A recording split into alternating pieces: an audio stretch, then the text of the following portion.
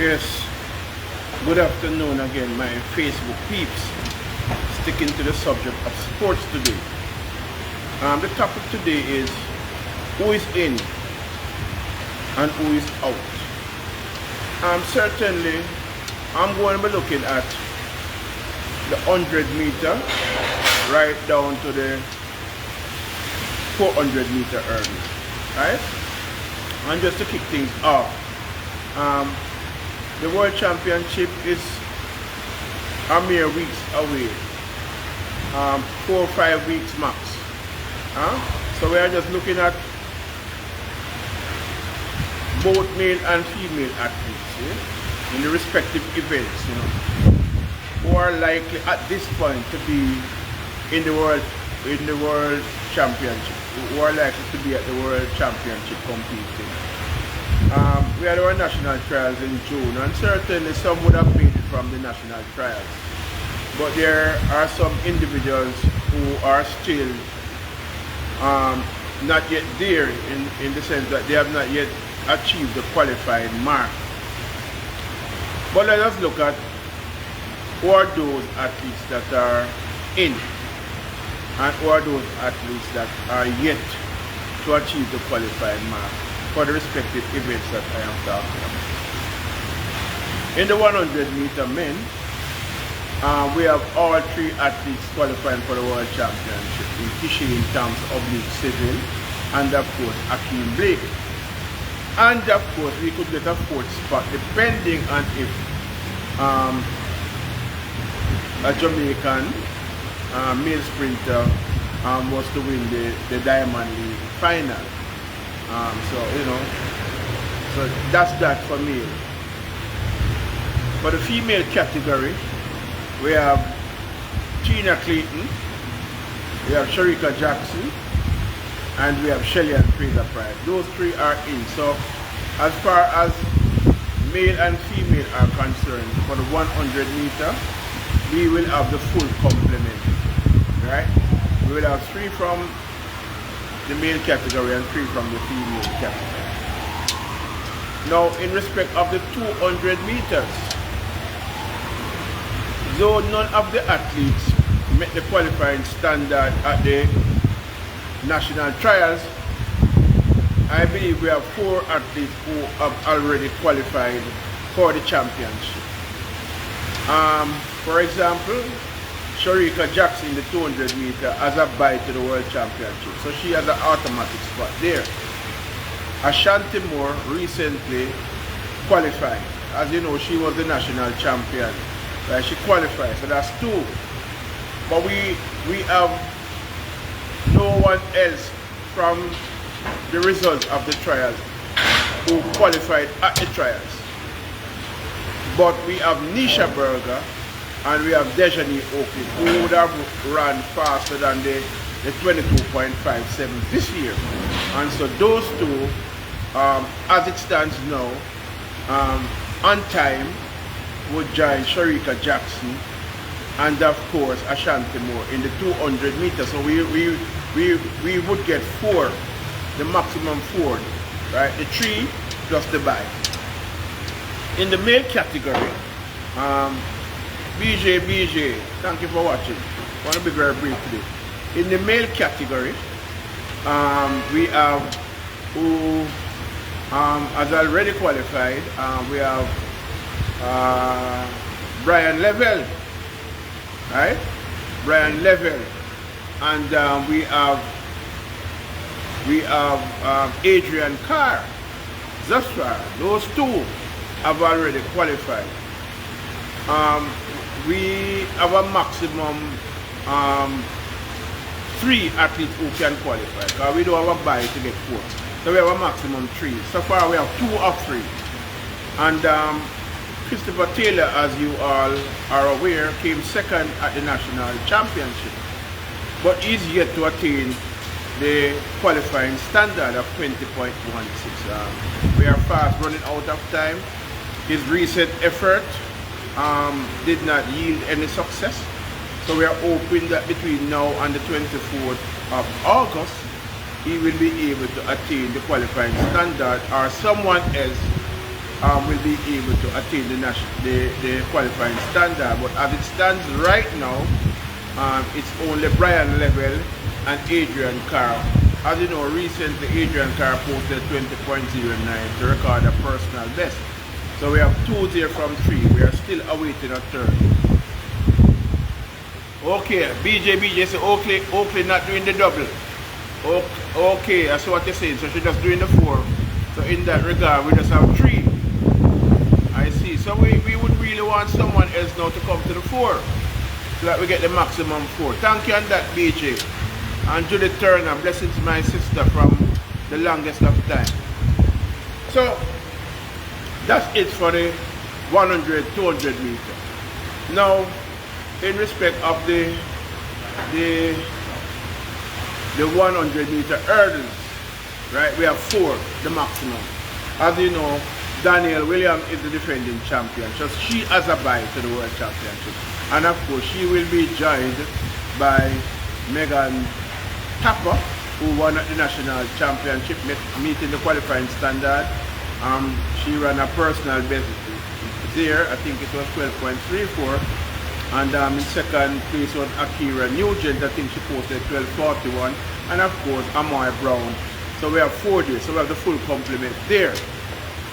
With respect to the 110 meter hurdles, it would now be, well, you know, Rashid Broadbell, he got hurt. Rashid Broadbell got hurt. So Rashid Broadbell will not be a factor, right? And he did a surgery recently. So that's it for Rashid Broadbell as far as this season is concerned. I think Orlando Bennett, Tyler Mason, and who's the third one? But we have all 3 individuals there in the 110 meter hurdles. Orlando Bennett, Tyler Mason. There's another gentleman. I don't know that guy escaped my mind. But we have all 3 there in terms of the 110 meter hurdles. Okay? So we don't have to worry about that. In respect of the 400 meter men, unfortunately, we don't yet have a qualifier in terms of the automatic standard. We do not yet have a qualifier. As you know, Rashid McDonald came pretty close and did some skylarking, and as a result, we are still on the hunt to get a qualifier in terms of automatic qualification. And the only thing that probably can bring in any Jamaican is probably the quota system. If we have enough athletes or an athlete or 2 who can qualify by way of the quota system, right? The second tier qualification criterion. So that's it. But you know, not Javon Powell, not Delano Kennedy, and certainly not Rashid McDonald. You know, none of these folks have yet met the automatic standard. Thank you, BJ. Demaria Prince was the other person. Thank you very much, sir. I see you're a very engaging person. So in terms of the 110 meter hurdle, it will be Orlando Bennett, Demaria Prince, and of course Tyler Mason, who would be the qualifiers for the 110 meter hurdles. And I spoke about the 100 meter hurdles female already. But I'm saying the 400 meter men, we're having some issues there, some challenge, because as it stands right now, we do not have any of our quarter milers who are automatic qualifiers to the World Championship. So they are on the hunt. And if they are not able to achieve or attain that qualifying standard in terms of the time, I think it's 44.87 is the qualifying standard. What will happen is that we will have to rely on the second rate criterion, which is the quota system, to get our guys in. Walter Williams, blessings. My brother Vernon McPherson, blessings to you also, my brother. In terms of the women's 400 meter, all 3 of our ladies are through. All three are through. So we are in good stead there. But the men need to come on board now. Don't know how is that going, but possibly you have to take your destiny in your own hand and don't rely on a default system or a second tier system or a second tier criteria to qualify. So the Delano Kennedy, the Rashid McDonald, the Javon Powell, these guys have to go after time. They have to find a way to get to that standard. Not going to be easy, but they have to do it. So that's it. The 400 meter hurdles also. We are good there. All three are true. Roshan Clark, Asini Wilson, and Malik James came. Those three are true. So we are good there. On the female side, of course, we had Rochelle Clayton, the resilient Rochelle Clayton, she's true. And Cheyenne Salmon is true. And Antoinette Knight is true. Right, so all three ladies are true. And all three gentlemen are true in the 400 meter hurdle. So the deficit really is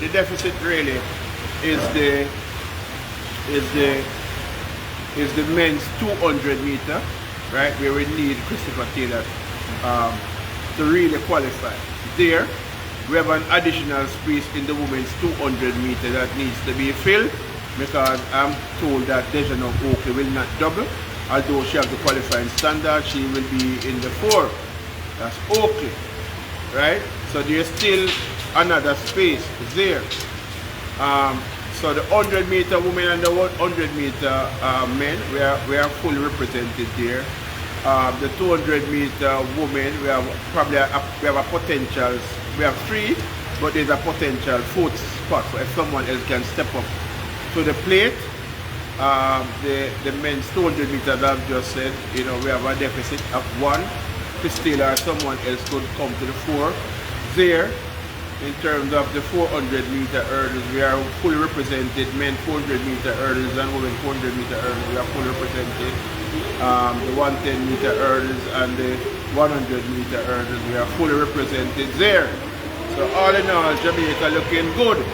Now, having looked at that, the next question, and the deficit also, we have 3 deficits in the 400 meter men. Because in terms of automatic qualifying time, none of our athletes, male athletes, have yet attained that standard. And we are running out of time. Today is the 9th of August. So effectively we have 15 days to go, just about 2 weeks before that window is closed. So we really need to get on top of things. And and that is why Rashid McDonald, he blundered, whatever he wants to put it as his reasons, for the showboating. It was a miscalculation for me. Even although he might still make it by way of the quota system, there's no guarantee. That's a might. There's no guarantee. The only guarantee one has is when you take things by the scruff of the neck, meaning you qualify yourself based on time.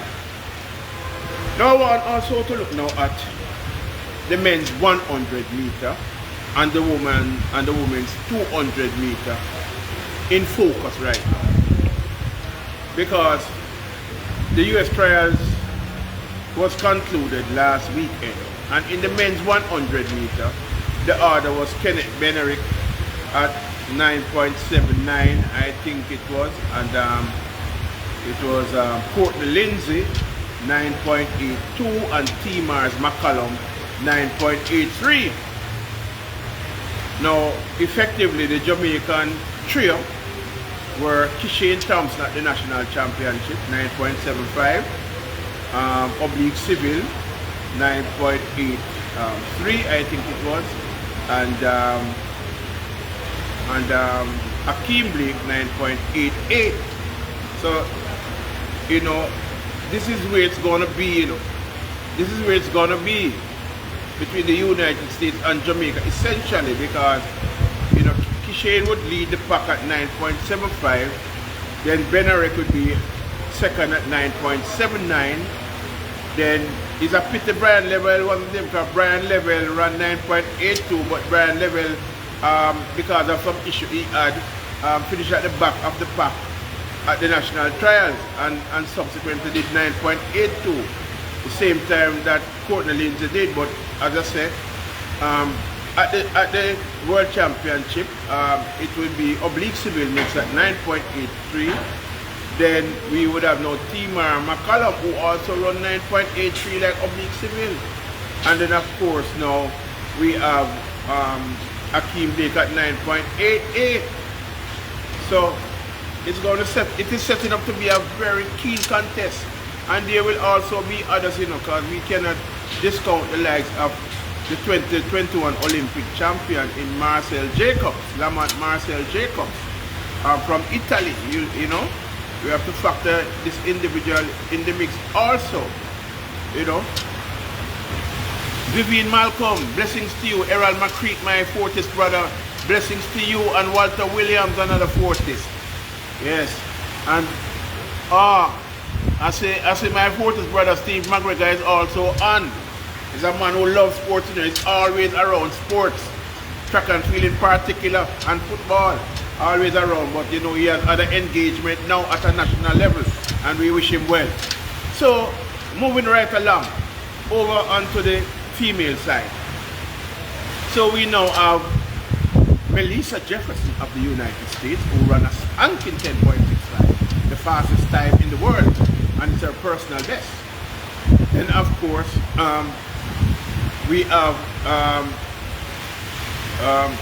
Julian Alfred of St. Lucia, who ran 10.75 as her season best, 10.75, that's her season best. And of course, Alfred as a PB of 10.72, so you dare not discount her right off the Olympic champion. Dare not do that, right? And of course, you have the other American. I think you have Alia Hobbs, and there was another American. Pardon me, I'm moving so fast. But I remember Alia Hobbs was one of those who also made it through. But on the Jamaican side now, we have the likes of Tina Clayton at 10.81. We have, of course, Sharika Jackson, whose PB is 10.65, but her season best is 10.88. And of course, the tenacious and resilient Shelley and Fraser Price at 10.91. That was more than a month ago. One shudder to think what form they might report to in Tokyo. And of course, there is also an opportunity for Tia Clayton to be that fourth person. An opportunity, because Tia Clayton, I see, will be at the Celestia Diamond League next week, Saturday. Right, and she has already amassed, I think, 11 points in the Diamond League, right? To be in the 8th position, and if she should run at Celestia and finish way up the rank, she could amass more points, which could take her to the finals. And who knows what could happen in the Diamond League final if Tia Clayton reports to impeccable form, impeccable form. Jamaica could possibly get a 4th spot. I'm keeping my fingers crossed that she has been doing the work in the background and that she will report in impeccable form. Will Melissa Jefferson, will Julian Alfred report to the Diamond League final, given that the Diamond League final will be so close to the World Championship, and given the fact that their focus now will be winning the World Championship? Could they decide, for example, not to go to the Diamond League final, in which case Tia Clayton could even have a much improved chance of winning the Diamond League and snatch that 4th spot for Jamaica, based on the fact that the Diamond League champion also get a bye to the World Championship. So all in all, things are looking very interesting for Jamaica. Just looking at the 100 meter for men and for women.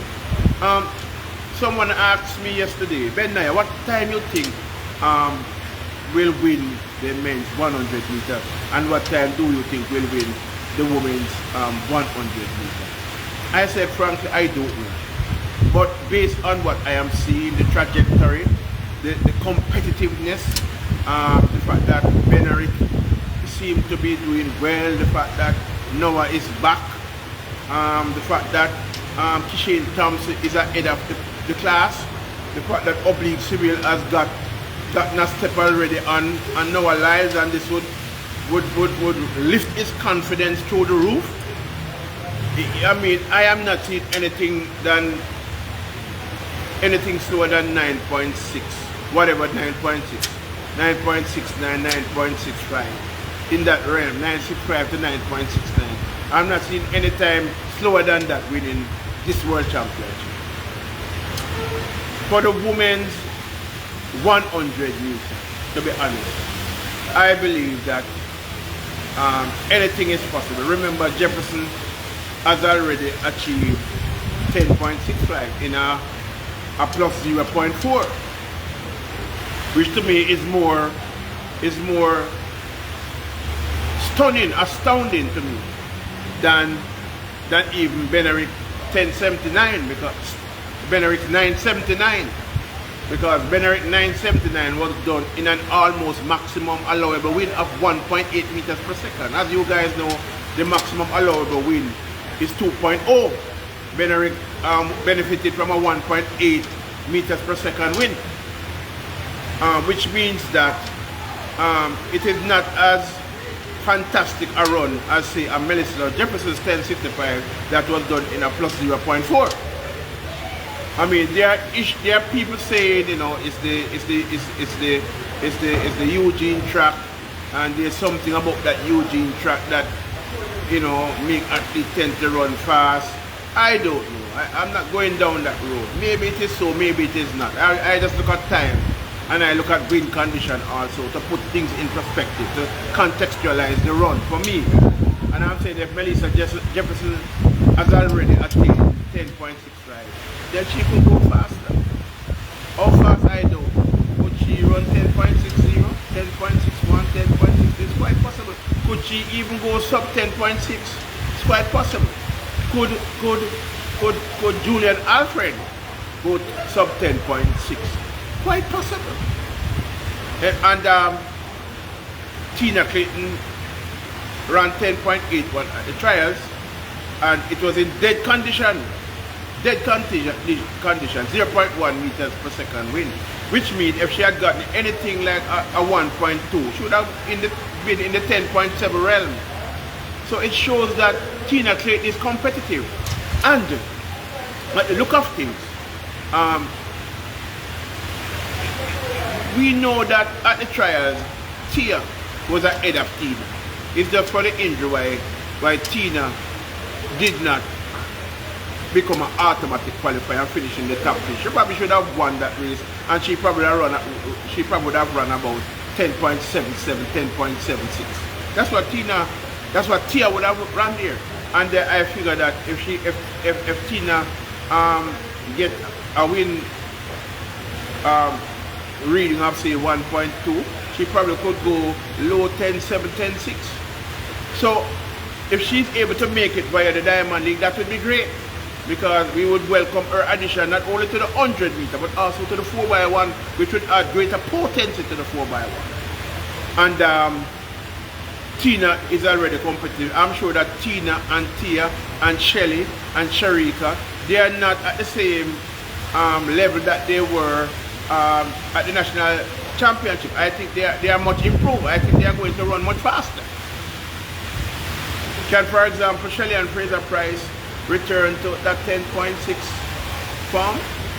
Can Sharika return back to that 10.6 form? Because if they do, the US will have problems on their hands. I'm telling you, if Sharika Jackson or Shelly and Fraser Price return to that 10.6 form, the US will have big trouble on their hands, because these individuals know what championship is all about. They have been doing it for years.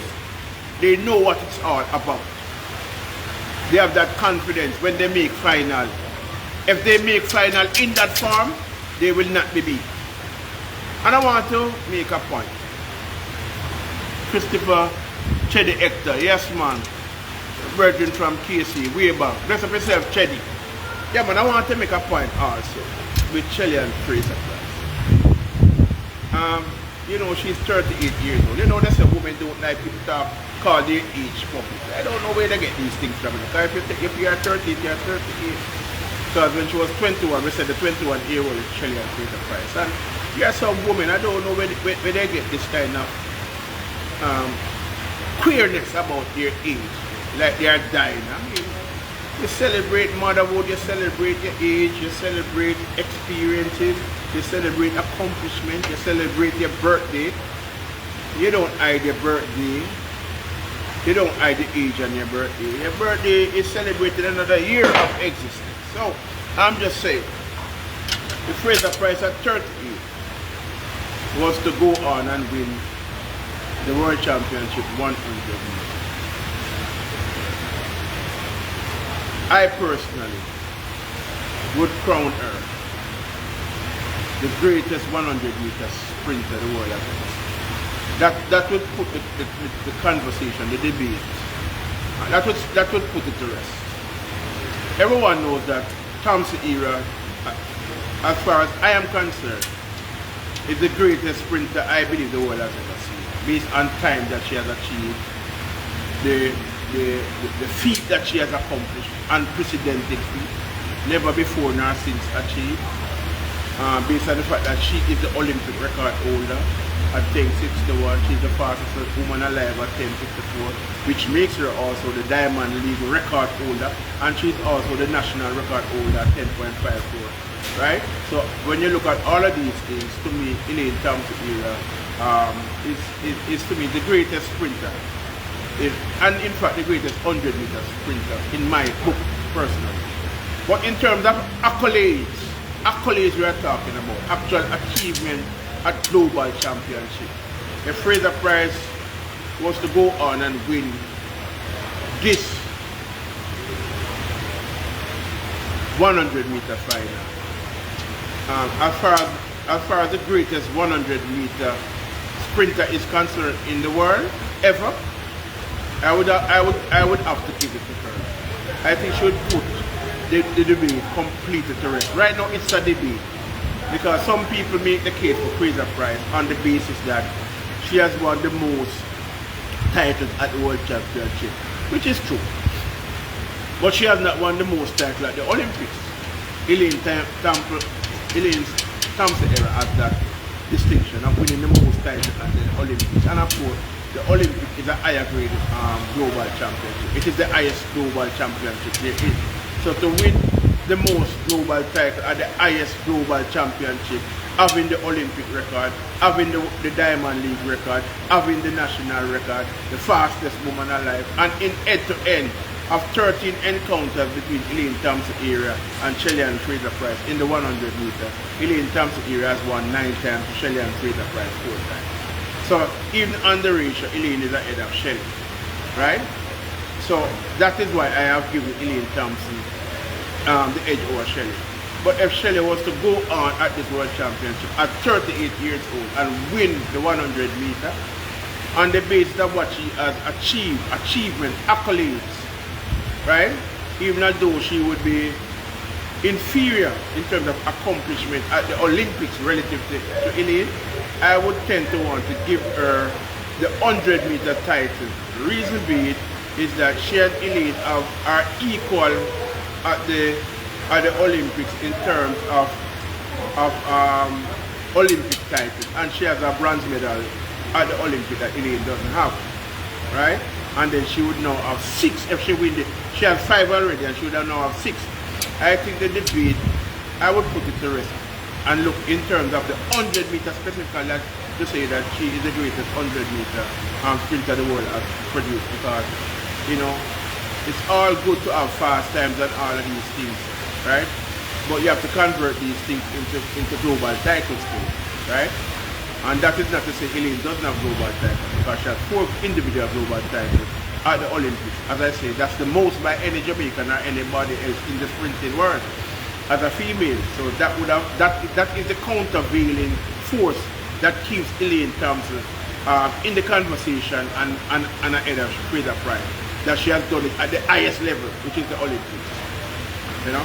But there are two outstanding Jamaicans, two great Jamaican sprinters, awesome talent. But you know, I am watching to see what will happen at this World Champ. Because you know, I have not given up on Sharika Jackson, and I'm not giving up on Shelly, and I'm not giving up on Tina. And I'm hopeful that Tia can make it also to the World Championship, because I am thinking that these three from the, well, we have three now from the MVP camp in Tia, Tina and Sharika. Right? And MVP historically has produced the greatest female athletes ever. MVP. When you look at the various disciplines and the sprinters then, MVP has produced the greatest sprinters. So we could see athletes like Sharika, Tia and Tina do phenomenal things at the World Championship. So I'm not giving up on them, notwithstanding what I am seeing the times being posted by Melissa Jefferson Wooden and Julian Albert. I'm still not giving up on my Jamaicans, because if our girls come good, come to the party and rock, it's going to be hell up in Tokyo. It's going to be hell up in Tokyo. But this is my little conversation on sports for today. Join me at another time, you know, when we will discuss another topic on sports. Blessings, peace, I'm out. Enjoy your Saturday.